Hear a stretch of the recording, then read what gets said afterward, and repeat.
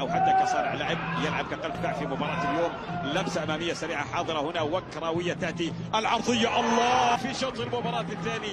هنا فقدان الكره، شوف اللمسات، شوف الانطلاقه، شوف السرعه، شوف الخطوره، شوف الاختراق. اوه بنياطو هو من يملك الحلول دائما وابدا للوكره في الوصول. الحلول عند بنياطو، عرضية بريتو رائعة.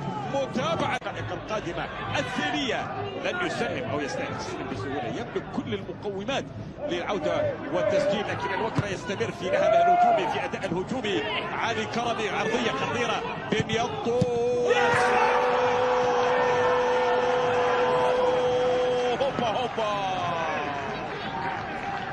وثنائية وكروية في بداية شوط ثاني مجنونة هجوميا مجددا. يضع بصمة بنياطو، أي كرة أمامية أي هدف وكراوي لبنياطو بصمة. هذه المرة يصنع لا يسجل.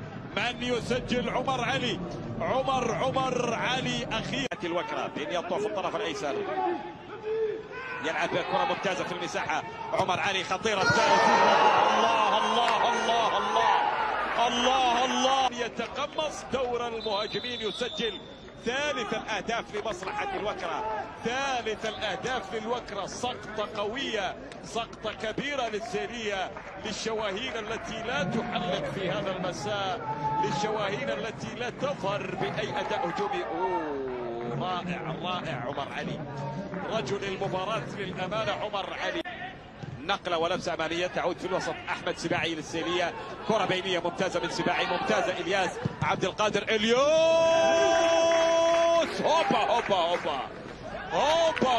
تأخرت يا إلياس، تأخرت جدا يا عبد القادر في الوقت بدل الضائع. يظهر السيرية بهدف، يظهر السيرية